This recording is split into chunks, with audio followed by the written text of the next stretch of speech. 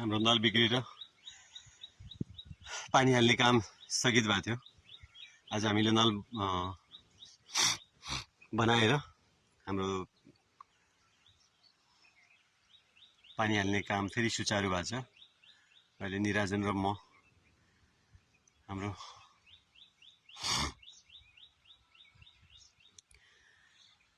नागरिक युवा क्लबमा आएर पानी हालिरहेको छौँ। अहिले हिजो र अस्ति सायद पानी नल बिग्रेर पानी हाल्न भाग भ्याएका थिएनौँ हामीहरूले।